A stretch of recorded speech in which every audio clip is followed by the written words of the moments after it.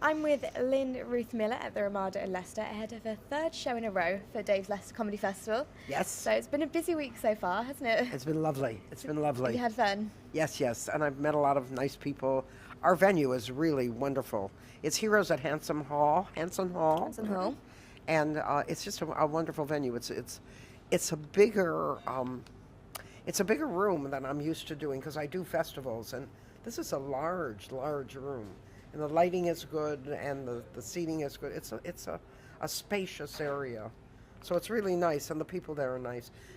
The Leicester Comedy Festival has a wonderful sort of vibration. It's very nice. Yeah, it's the first time that I've ever been to it, even though I've been in Leicester for a couple of years. Where are you from? I'm from Coventry originally. This means absolutely nothing. It's not too far from here. All right, not far. Yeah. It's not far or far. That's yeah. Yeah, it's just a bit close.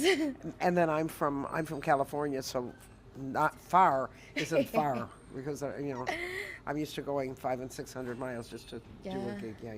It's amazing. You're from California, like you said. Pardon? You're from California. Yes. And you only got into comedy when you were 70. When I was 71. 71. Well, I started when I was 70, but I took to the stage in April of that year. So my birthday's in October, so I was 71. So how did you start getting into comedy? What did you do first or before that? It was an accident.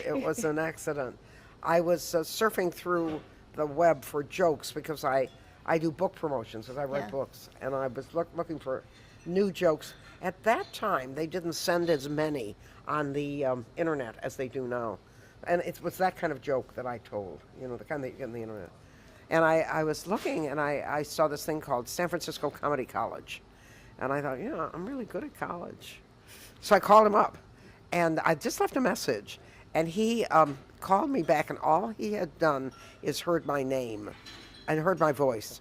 And he called back, and he said, I just love small Jewish women. So I said, well, you found one. You have found one. And I wrote, I'm a journalist. This is your major as well, isn't it? Well, it isn't that way anymore. kind of like a broadcast journalism. My master's is in communications, and at that time it encompassed television and radio and print. Oh, that's good. And my specialty was print. So I was a feature writer. I was a freelance feature writer. I still am, but I don't do much with it. But so I said, well, okay, I'll write a story about this college. So I took the class, and comedy is an art, but it's based on a very clear formula. And if you listen to a comedian, the ones you like, you'll see that what it is it's a setup, a sentence. That's it. I am. Here's one. I went in the store, and the punchline, something unexpected. They got the clerk to mop it up. That's what it is. You have to think about that for a while. That was off the top of my head, but that's a setup, punch. Yeah. So there's like like you said, a formula to it, a way that you that's construct all, the jokes. That's all it is. If you tell a story, every sentence should be a setup and a punch. A setup and a punch. Brilliant. I might try it myself then. Yeah. Well, it's very hard if you're trying to tell a story, because I tell stories, and the stories I tell are comedic, but they don't work in comedy. No. They don't work in comedy. Because I have to rewrite them so that every sentence has something funny in them. Yeah, well, you do it well. I've been watching you have you on seen it? YouTube. I've seen a few clips. You've seen what I do, yeah. Yes, I've seen your Britain's Got Talent that debut as well. That was good. They gave us something like 2 minutes. Yeah, you didn't get long. Yeah, and to pack in, I'm going to be in the Gong Show. Okay, what's that? And the Gong Show is where you get up there and you have 5 minutes, and if the audience can stand it, they let you do 5 minutes, but usually you get gonged off. Like Britain's Got Talent. Yeah. And of course I'm expecting tomatoes and eggs. But the truth is that what I have to do is compact my comedy into 5 minutes. And I can do, now at this point, I can do about an hour. Really? Wow. And without thinking to myself, oh God, what am I going to say next? It works. So like that. But you're brilliant at it. I didn't think I could talk for that long. Well, now that's something I've always been able to do. I've been the one they never could shut up, so I never had problems with that. Do you think that you notice a difference performing to audiences in the UK and the US?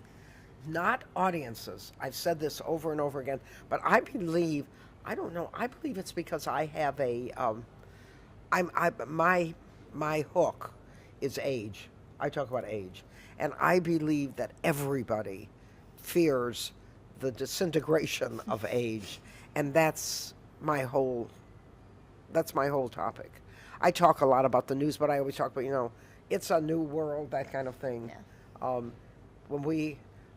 When you people get depressed, you take medication. We jumped, that kind of thing. But it's always back and forth. It's back and forth like that. Yeah. I know my favorite is when I was a kid. We didn't have history. I just looked out the window. I love that. I love that one. And I never. And usually you have, as you do comedy, you talk topics.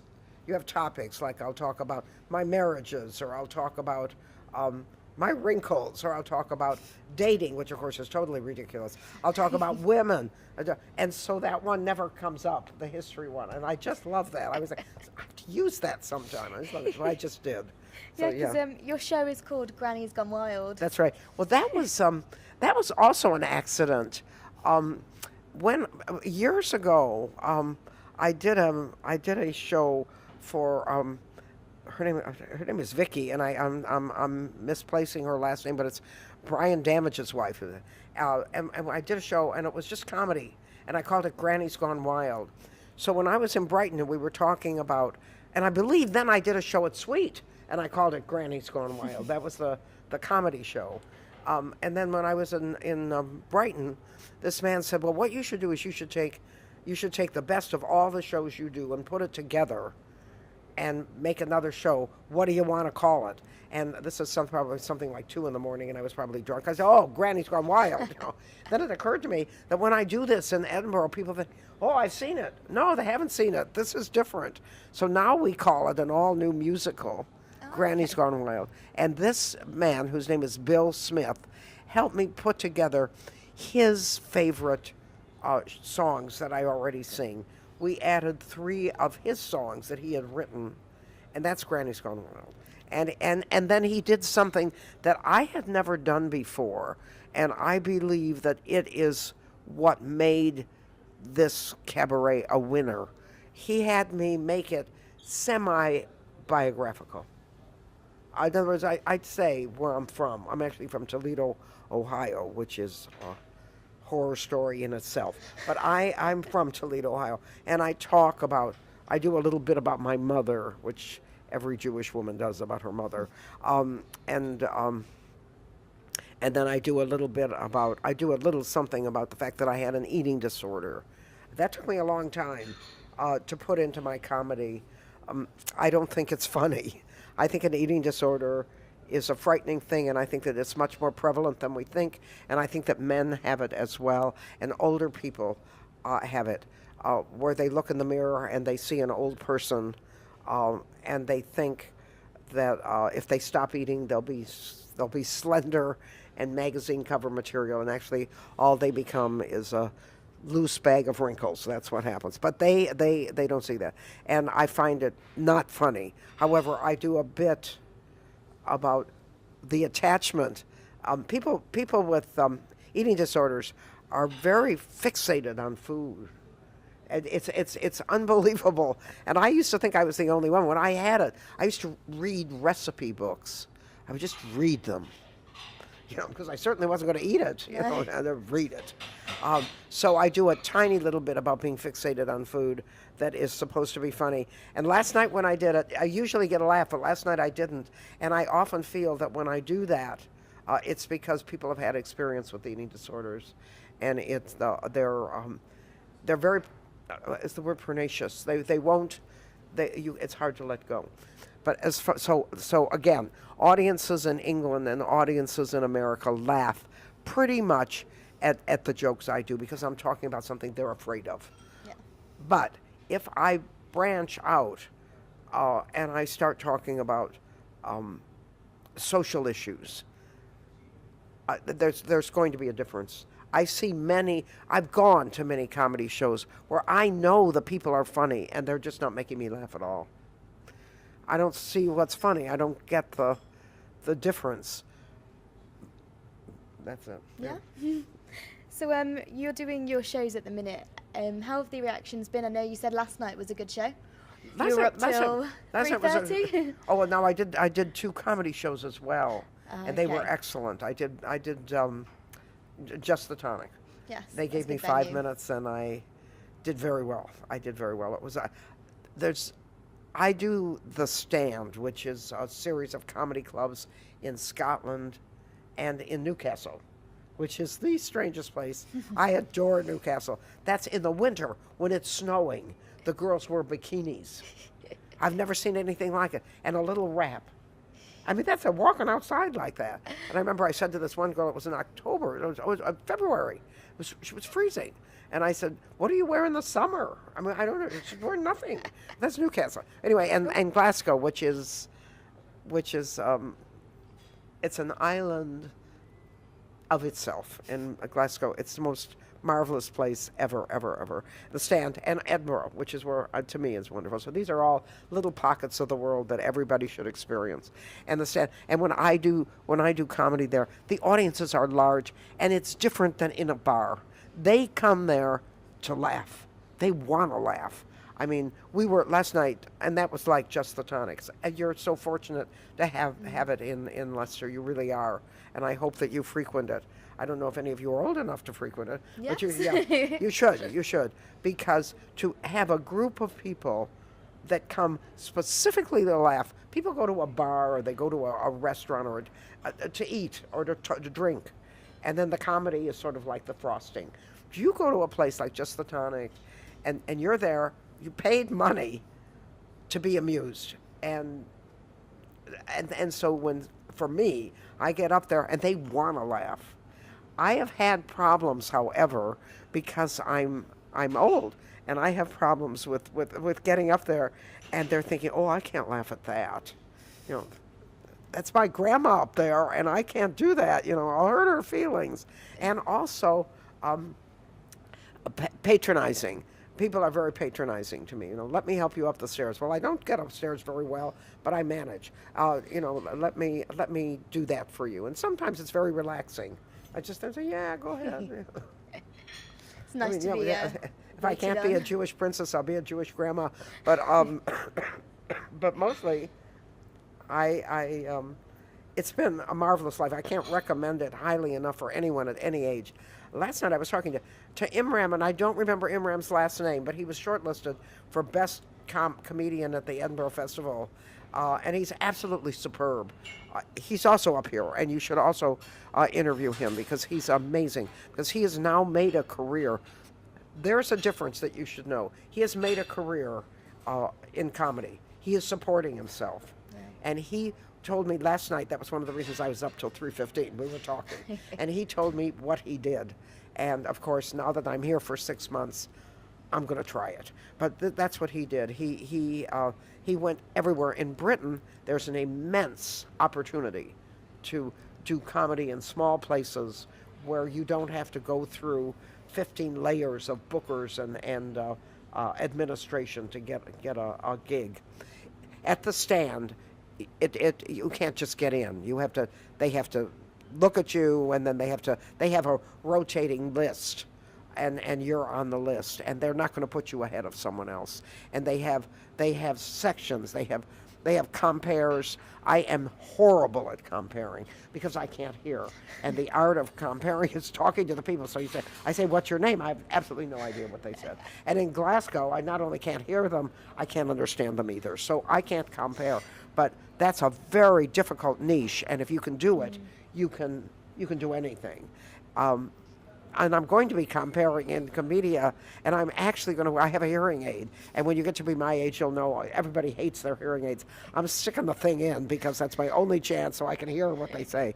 But what he did is he just called and called and called until he got gigs, and he went from one place to another. It's the only way you can learn to do comedy, and it's an exceptionally satisfying thing to do. Whenever we just were at a panel and we were talking about what hard work it is. It isn't hard work. I can't really say it's time consuming, but it's not hard work. No, you just And have it's to an be. immense, and this man, Imran, supports himself. That's very difficult to do in the United States. In the United States, you can't do that. First place, the distances are vast. So that means that the cost, for example, I could have gone to Tumwater, Washington right before I came here, and I really love the guy, and I would have loved to have done it. But it's about 800 miles. So by the time I get there, even in gasoline and petrol, it's going to cost me more. He's going to give me $100, which is 50 pounds. I mean, I spent that halfway up there, and if I do something really extravagant like eat, I'll be over budget. Yeah. So I can't do it. Here, it's not like that. Leicester is 1 hour from London. That's a good location. Yeah, you can just go all kinds of places.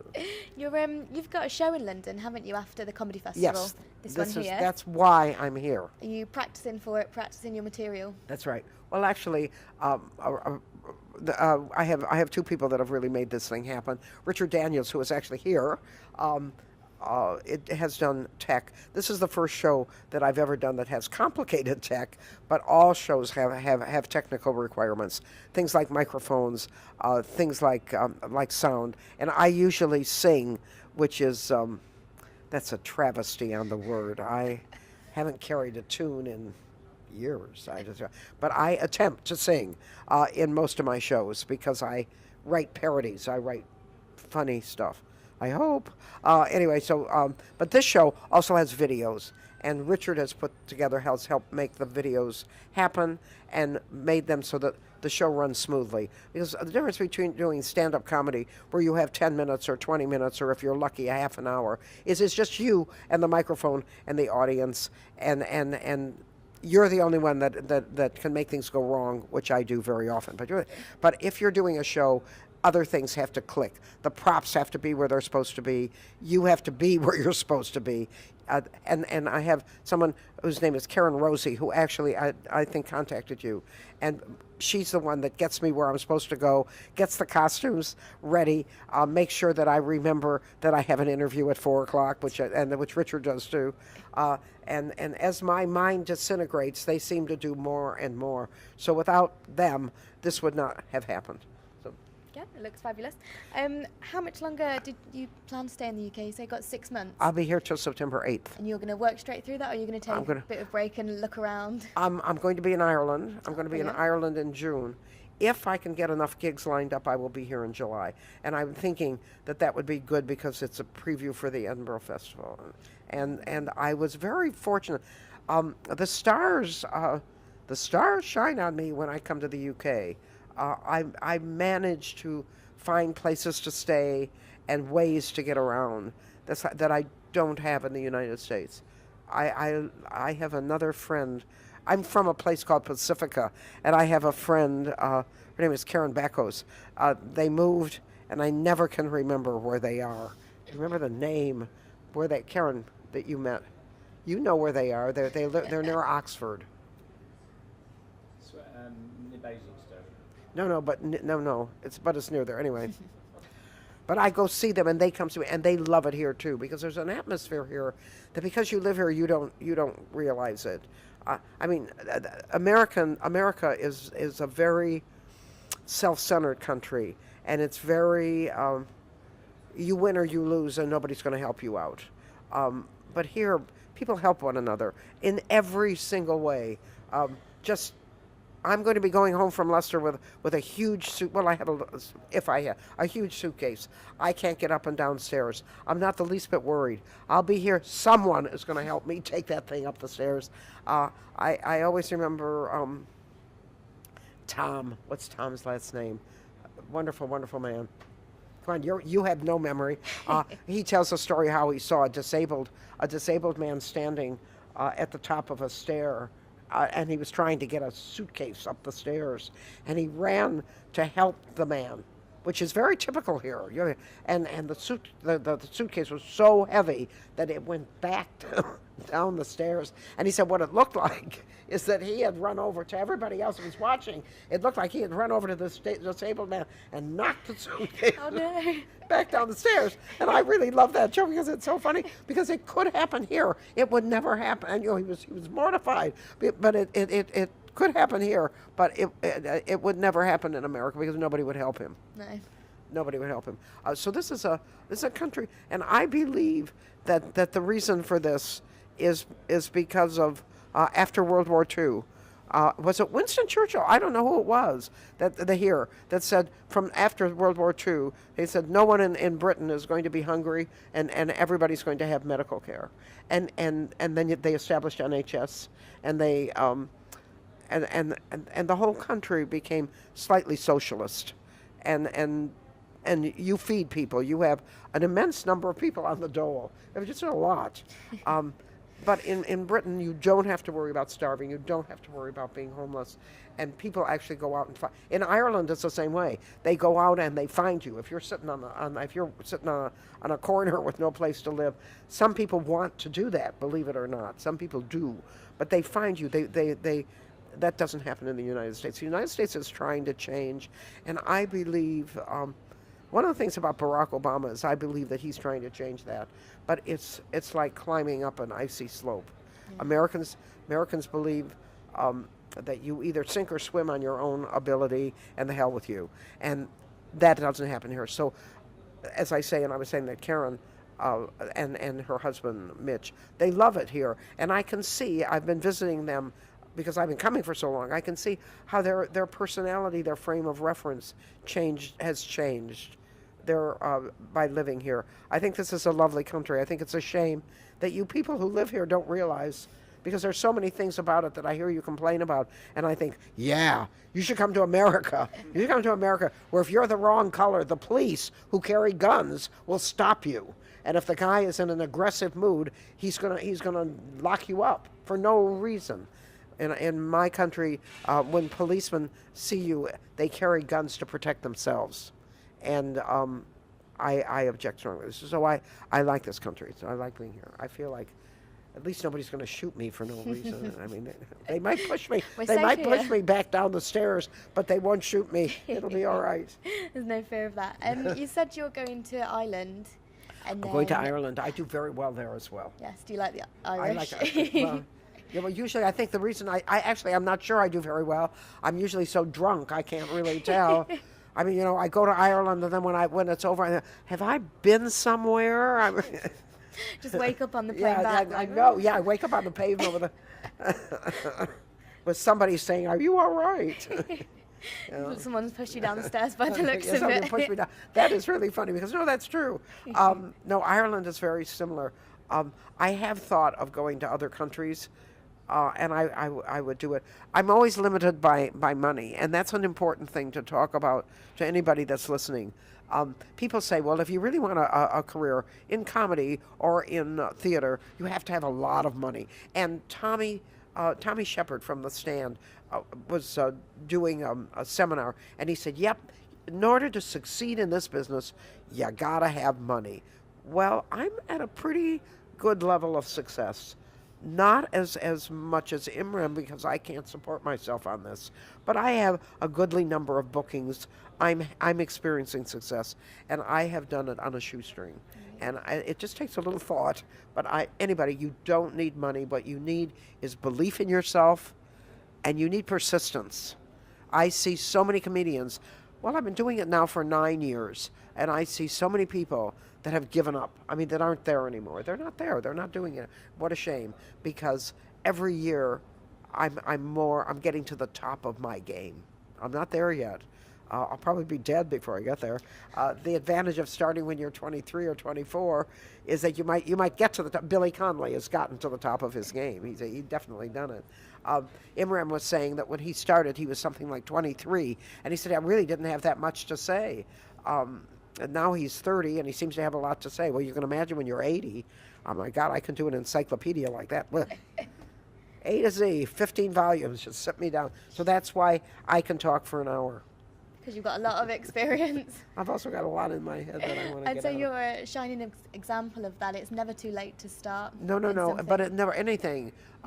There's a book.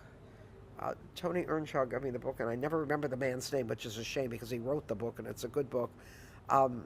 He says that the first 50 years of your life are spent establishing who you are.